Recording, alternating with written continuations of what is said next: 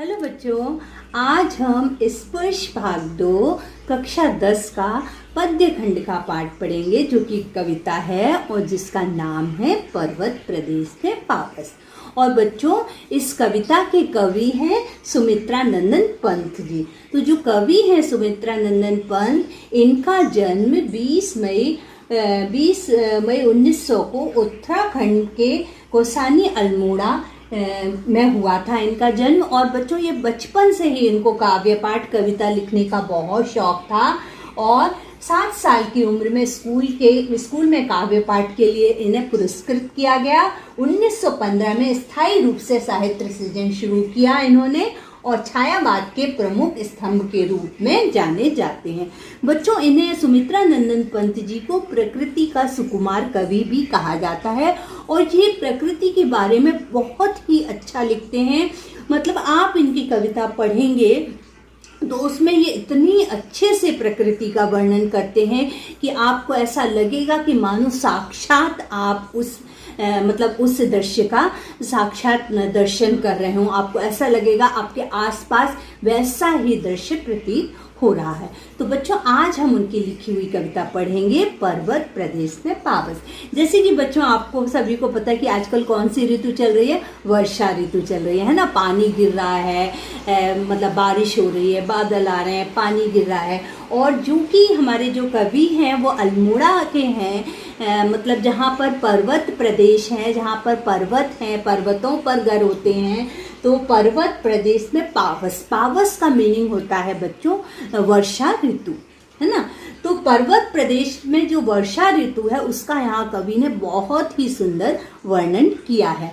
तो बच्चों, मैं आपसे पहले भी कह चुकी हूँ कि आप एक पेंसिल लेकर बैठिए, तो अगर कठिन शब्द हैं उनका अर्थ आप साथ में लिखते जाइएगा। तो पावस ऋतु थी पर्वत प्रदेश। कवि कह रहे हैं कि पावस यानी वर्षा ऋतु थी पर्वत प्रदेश में। तो पर्वतों का जो प्रदेश है जहाँ पर्वत होते हैं वहाँ कौन सी ऋतु थी? वर्षा ऋतु। पल पल परिवर्तित प्रकृति वेश। तो क्या हो रही थी? जो प्रकृति है, जो नेचर है, पल पल यानी क्षण क्षण में अपना वेश बदल रही थी। कभी बादल आ रहे थे, कभी बिजली चमक रही थी। मतलब इस तरह जो प्रकृति है, नेचर है, वो क्षण क्षण में, मतलब थोड़ी थोड़ी देर में अपना रूप बदल रही थी। मेखलाकार पर्वताकार। मेखलाकार यानी गोल आकार के बच्चों। मेखलाकार जैसे कमर में हम पहनते हैं ना, कमर में पहनने वाली, देखिए आप जानते होंगे, कमर में पहनने वाली जिसको करधनी भी बोलते हैं, वो गोल आकार की होती है। तो मेखलाकार पर्वत अपार, मतलब जो पर्वत है मेखलाकार यानी गोल में बने हुए हैं, गोलाई में पर्वत बने हुए हैं। ऐसा लग रहा है करधनी जैसे जो कमर में पहनने वाली गोल होती है उस आकार में पर्वत हैं। अपने सहस्त्र दृढ़ सुमन पार। अपने सहस्त्र यानी हजारों, दृढ़ यानी आंखें, सुमन यानी फूल, पाड़ यानी देख रहे, मतलब अपने हजारों सहस्त्रों फूल रूपी आंखों से फाड़ फाड़ कर, मतलब बड़ी आंखें करके अवलोक रहा है बार बार। अवलोक मतलब देख रहा है बार बार, मतलब बार बार देख रहे हैं। नीचे जल में निज महाकार। नीचे जो पानी है वो उसमें अपना बहुत बड़ा आकार देख रहे हैं।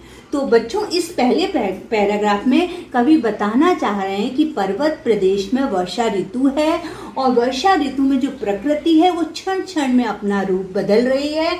और जो पर्वत है मेखलाकार, गोल आकार में जो पर्वत है, वो अपने फूल रूपी हजारों आंखों से नीचे पानी में अपनी छाया, मतलब अपना वो देख रहे हैं। क्या होती है? अपनी परछाई देख रहे हैं, अपने आप को देख रहे हैं नीचे जल में। अपना अपार यानी बहुत बड़ा, अपना विशाल रूप उस पानी में देख रहे हैं।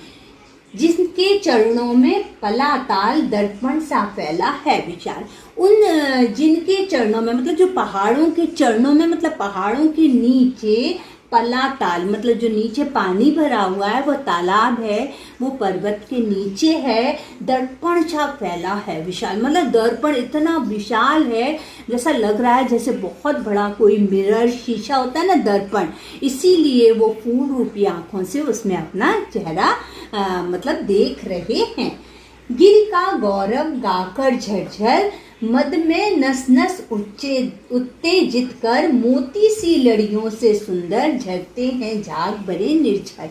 आगे कवि कह रहे हैं गिरि यानी पर्वत का गौरव, गौरव यानी यशगान, कि पर्वतों का गौरव मतलब यशगान गाकर झरझर मतलब झरझर करते हुए पर्वतों से नीचे झरने बह रहे हैं खूब तेजी में, मद में मतलब नशे में, नस नस मतलब हमारी पूरी मतलब उसमें नस नस में क्या कर रहे हैं, उत्तेजित कर रहे हैं, मतलब हमारी नस नस को प्रसन्न कर रहे हैं। और मोती सी लड़ियों से सुंदर, जो मोती होते हैं जो वो उसकी बूंदें हैं वो गिर रहे हैं, वो मोती की लड़ियों के समान दिखाई दे रही हैं। झरते हैं झाग भरे निर्झर, जो झर रहे हैं गिर रहे हैं झाग से भरे हुए, मतलब इतनी तेजी से गिर रहे हैं कि ऐसा लग रहा है झाग है, जो झरने हैं उनमें झाग भरा हुआ है और इतनी तेज से आवाज करते हुए नीचे गिर रहे हैं, ऐसा लग रहा है वो पर्वतों का यशगान मतलब पर्वतों की गौरव गाथा गा रहे हों।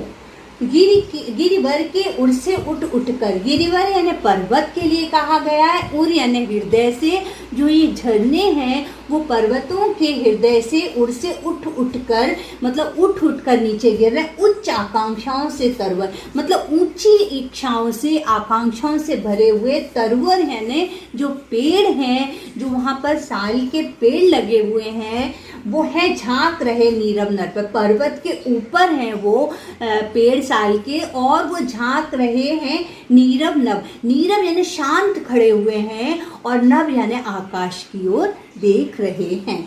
जो गिर के उर से उठकर मतलब पर्वतों के हृदय से के ऊपर जो मतलब हृदय में से उठकर जो मतलब पेड़ हैं ऊंची आकांक्षाओं के साथ शांत मन से खड़े हुए ऊपर आकाश को देख रहे हैं। अनिमेष अटल कुछ चिंता पर, अनिमेष मतलब बिल्कुल बिना हिले डुले अटल खड़े हुए हैं और कुछ ऐसा लग रहा है जैसे कि वो चिंता, उनके अंदर कुछ चिंता है, मतलब चिंतित दिखाई दे रहे हैं, शायद वो उनकी इच्छाएं ऊपर नभ को छूने की हैं। तो वो बिल्कुल मतलब अटल खड़े हुए हैं और मतलब चिंता है क्योंकि उनको आसमान को छूने की उनकी जो इच्छा है। उड़ गया अचानक वो भूदर, उड़ गया अचानक, भूदर यानी पर्वत, अचानक से पर्वत, ऐसा लगता है, ऐसा प्रतीत होता है कि अचानक से क्या हुआ, पर्वत पता नहीं कहाँ उड़ गया।